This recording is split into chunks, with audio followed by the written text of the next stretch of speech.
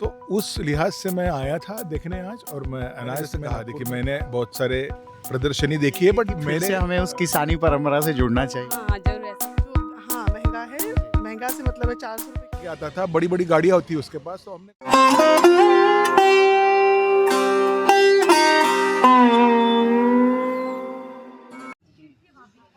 नमस्कार साथियों, मैं डॉक्टर सुमित सिंह और आप सभी का अपनी लोकशाला में स्वागत करता हूं। मेरा अभिवादन स्वीकार करें। हमारे बीच इस एग्रोविज़न में फिरकर और एग्रोविज़न को अपनी दृष्टि से देखने वाले कुछ ऐसे लोग हैं जो अपने अपने फील्ड से के चीर परिचित जानकार हैं, और ऐसी कुछ विभूतियाँ हमारे बीच है जो सुबह से इस पूरे एग्रोविज़न फेस्टिवल का आस्वाद ले रही थी। अलग अलग विविध कार्यशालाओं को देखा उन्होंने अपने नज़रिए से, वहाँ अलग अलग जो स्टॉल्स लगे हैं उन स्टॉल्स को देखा, तो उन्हें क्या अंतर नज़र आया, क्या लगता है उन्हें कि क्या युवा आने वाले भविष्य में युवा भी हमारी खेती बाड़ी किसानी के कार्यों में उतनी ही रुचि दर्शाएंगे, क्या ये रोजगार परकता उनको अपनी तरफ खींच पाएगी, इसी बिंदु को लेकर हम बात। सर, आपका परिचय दीजिए। नमस्कार, मेरा नाम मंगेश खरवड़े है जी। मैं दिल्ली से आया हूँ। मैं दिल्ली में जिंदल पॉलीफिल्म नामक कंपनी में कार्यरत हूँ, अच्छा। और मैं आज काफ़ी कुतूहलवश ये शो देखने आया था, जी जी। और देख के मुझे बड़ा अच्छा लगा। काफ़ी अच्छा रिस्पांस भी था, और पार्टिसिपेशन में मैं कहूँगा काफ़ी अच्छा है। अच्छी अच्छी कंपनियाँ बीज बियानों से रिलेटेड बोलिए या खेती में लगने वाले जो उपकरण हैं उससे रिलेटेड, तो कुल मिलाकर मेरे लिए अच्छा एक्सपीरियंस था। इस टाइप की कोई प्रदर्शनी मैंने अपने जीवन काल में पहली बार देखी है। अच्छा, फर्स्ट टाइम आ रहे हैं। जी जी।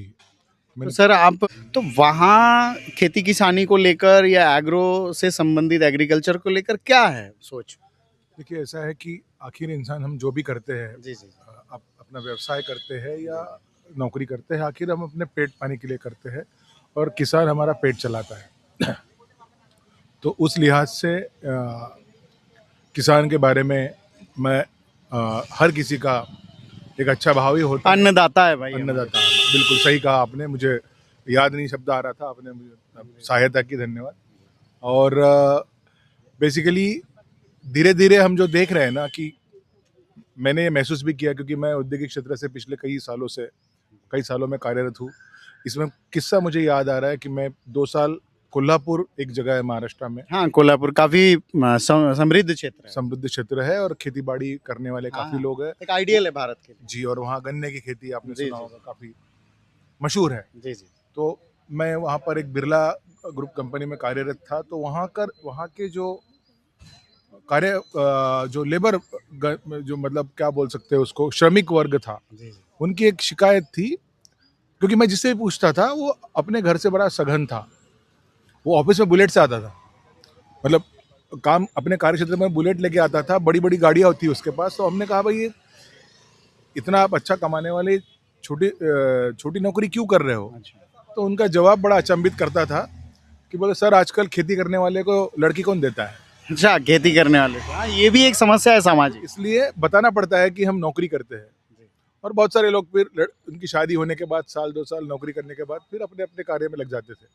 तो मैं बता रहा हूँ कि हमारा जो देखने का नज़रिया है खेती करने वालों के प्रति, थोड़ा सा हमें बदलना होगा बदलना समाज होगा। हालांकि मैं देख रहा हूँ, मैं बहुत सारे सर, मैं रोकूंगा आपको। मैं एक चीज़ और जानना चाहता हूँ कि जैसे इंडस्ट्री में जो युवा है, जो इंजीनियरिंग बैकग्राउंड से आ रहा है, विविध प्रकार के कोर्सेज करता है, और जो एक कृषि का हमारा जो क्षेत्र है, इन दोनों क्षेत्रों में तो युवाओं को लेके जो एक सोच है कि जैसे कमाई है, रोजगार है, अभी आपने बताया एक सोशल स्टेटस की बात होती है, तो ऐसा क्या है? क्या सच में वो हीनता का बोध है अभी, या निकल रहा है धीरे धीरे? नहीं, देखिए, जैसे जैसे लोग इसमें मैं तो कहूँगा कि जैसे जैसे ज्ञान का क्षेत्र विकसित हो रहा है, जैसे तकनीक विकसित हो रही है, वैसे धीरे धीरे लोगों का झुकाव भी फिर से कृषि क्षेत्र की तरफ हो रहा है। मेरा अपना मित्र, मैंने पढ़ाई की है टेक्सटाइल इंजीनियरिंग में। Textile engineering. और मैं टेक्सटाइल क्षेत्र में ही कार्यरत हूँ। तो सर, ये भी तो एग्रोविजन से कनेक्टेड है। हाँ, सॉर्ट ऑफ, क्योंकि हमारा जो कच्चा माल है जो उत्पाद के लगता है, वो कपास कॉटन हो तो खेती से ही आता अच्छा, जैसे हम अभी ये लिनेन की बात है। करते लिनेन हैं, की बात तो उसका भी तो एक पेड़ उगाया जाता है ऐसा। हाँ, लिनेन का एक दूसरा वर्ग की खेती होती है वो। तो मेरे एक मित्र है और वो आज वो उन्होंने करीब 8-10 साल पहले अपनी नौकरी छोड़ के पूरी तरीके से ऑर्गेनिक खेती, सेंद्रिय खेती में उन्होंने अपना अभी अच्छा नाम कमाया है। अच्छा, और अच्छा उनका वो अनार की खेती करते हैं और काफ़ी अच्छा एक्सपोर्ट करते हैं उसका। तो ऐसे प्लस मैं ऐसे बहुत सारे स्टोरीज पढ़ता हूँ जिसमें आईआईटी से तो पढ़े लिखे बच्चे जो है नौकरी छोड़ के इंडिया भारत में खेती करने वापस आए। तो अच्छा, ऐसे उदाहरण मिल रहे हैं। काफ़ी उदाहरण है और अच्छा मतलब कमाई भी अच्छी कर रहे हैं और एक और कहने उदाहरण की की एक तरह नई चांद, एक उदाहरण की तरह पेश आ रहे हैं वो सब समाज के लिए एक हमारे। उदाहरण प्रस्तुत। जी। आपको ये कौतूहल, ये जो उत्सुकता है, ये हाँ। कैसे? नहीं मतलब मैंने जैसे कहा देखिए मैंने बहुत सारे प्रदर्शनी देखी है बट मेरे कार्य क्षेत्र से संबंधित रही है वो। और मैंने इसलिए मुझे कुतूहल था कि कृषि क्षेत्र की प्रदर्शनी मतलब क्या। तो उस लिहाज से मैं आया था देखने आज और मैं अनायास में नागपुर में था आज 2 दिन के लिए, आज और कल। तो उस लिहाज से भी नागपुर मेरा समझ लीजिए मेरा एक जन्मस्थली ही मान लीजिए एक लिहाज से। और अच्छा। मेरी पढ़ाई नागपुर में ही हुई है। अच्छा, तो मूल रूप से हैं। हाँ जी, आप कह सकते हैं। मैं वैसे मैं मेरी नौकरी जब मैं क्या बोल निवृत्त होऊंगा तो मैं नागपुर ही आने वाला हूँ। तो उस लिहाज से नागपुर के प्रति एक अलग मेरा कनेक्ट है, अटैचमेंट है। तो इसलिए मैं देखने आया था और देख के मुझे जैसा मैंने शुरुआत में ही कहा कि मैं काफ़ी अचंभित हूँ और मुझे बड़ा अच्छा लगा मतलब। और मुझे बताया गया कि ये दूसरा इसका एडिशन है, दूसरी हाँ, आवृत्ति है। हाँ, अच्छा। इसके पिछले साल भी जो हुआ उसमें भी सर, काफ़ी ये अच्छा। कई सालों से हो रहा है, अच्छा। अलग-अलग क्षेत्रों में होता रहा है, हाँ। लेकिन मुझे लगता है ये शहरी वातावरण में हाँ। पहली या दूसरी दफा ही इसका प्रयोग किया गया है। जी। तो इस टाइप की प्रदर्शनी होने से किसानों को भी प्रतिनिधित्व मिलेगा, अपने उत्पाद उनको दिखाने के अवसर भी मिलेंगे। और इससे जो जुड़ी हुई बाकी चीज़ें हैं।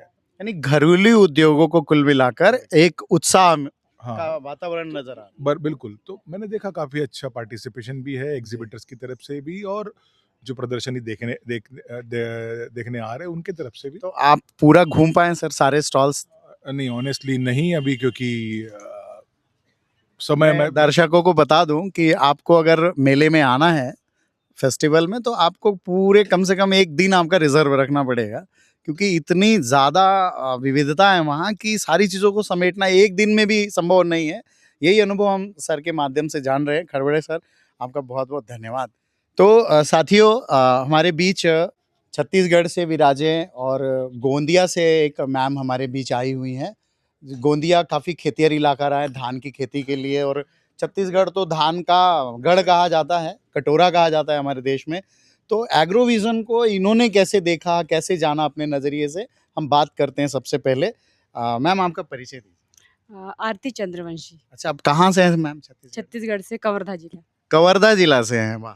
सब तो सुना होगा शायद उसको, भोरम देव नाम सुना है। अच्छा। छत्तीसगढ़ का खजुराहो। छत्तीसगढ़ का खजुराहो। देखिए, हमें कई सारी जानकारियाँ मिल रही हैं। तो कैसा रहा आपका एग्रोविज़न का अनुभव?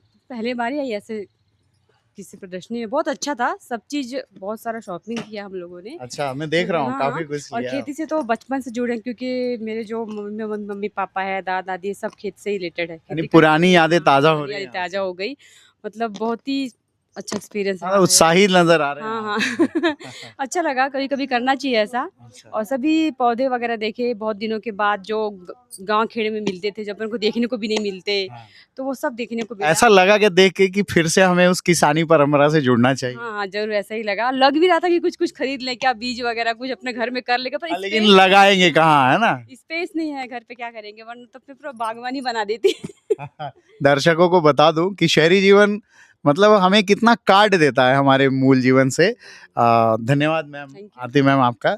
हम चलते हैं एग्रोविजन को। मैम किस नज़रिए से देखती हैं, और आने वाले समय में ये कितना लाभकारी होगा, क्या ये युवाओं के अंदर वो रुचि पैदा कर पाएगा? इन्हीं सवालों के साथ मैम का भी हम जानने की कोशिश करेंगे, इनके मानस में क्या है। मैम, परिचय दीजिए। हाँ, नमस्ते, आप सभी को नमस्ते। मैं डॉक्टर एकादशी जैतवार, मैं मूलतः गोंदिया से हूँ अच्छा। और गोंदिया प्रसिद्ध है धान के लिए।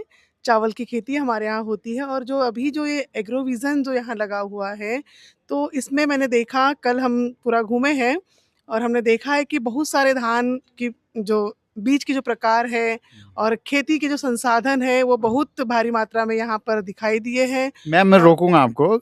जैसे कि आप तो धान के बेल्ट से हैं, जी। तो धानों की बहुत सारी वेराइटीज आपने देखी होंगी पहले भी। जी। आपको मेले में ऐसा क्या अलग नजर लगा कि ये सारे भी धान जो है, मतलब ऐसा मानस में आता है कि हाँ इनकी बुआई हम कर सकते हैं, या ये खाने या उसी नजरिए से अलग है? हाँ सर, मुझे जैसे जय श्री राम और काफ़ी सारे चावल के नाम हैं, पर मुझे जो एक एमपी से, मैं एक स्टॉल में गई थी एमपी से, एमपी के बैतूल ज़िले से, हाँ। कि उनके वहाँ उन्होंने वो काला चावल का जो ब्लैक राइस, ब्लैक हाँ, राइस का जो नॉर्थ ईस्ट में भी होता जी, है मैम, जी, ये काफी महंगा तो जो हाँ, महँगा है, जी। महँगा से मतलब है 400 रुपए किलो है। अरे बाप रे। कल हमने वहाँ रेट पूछा, तो मुझे ऐसा लगता है कि अगर बैतूल में वो उगाया जा सकता है, तो मुझे ऐसा गोंदिया लगता है में कि भी। हमारे गोंदिया में भी उसकी फसल लेनी चाहिए। बिल्कुल, बिल्कुल। और मैं ब्लैक राइस है, इसने ज़्यादा प्रभावित किया है और मैं चाहती हूँ कि उसका उत्पादन हमारे ज़िले में आपके भी जिले में भी हो। ये एक बहुत अच्छी, मैं दर्शकों को बताऊं कि मैम का देखिए एक जो नज़रिया सामने आया कि अगर 400 रुपए किलो कोई चावल बिक रहा है, तो 50 रुपए और 400 किलो में अंतर होता है। अगर उसका उत्पादन करे तो आप मुनाफे के बारे में भी सोच सकते हैं, और जितना उत्पादन होगा फिर सरकार को उसके लिए मार्केट भी मुहैया कराना पड़ेगा। तो दोस्तों एक बहुत ही काम की चीज़ ये पता चली हमें मैम के माध्यम से। मैम आपका बहुत बहुत धन्यवाद।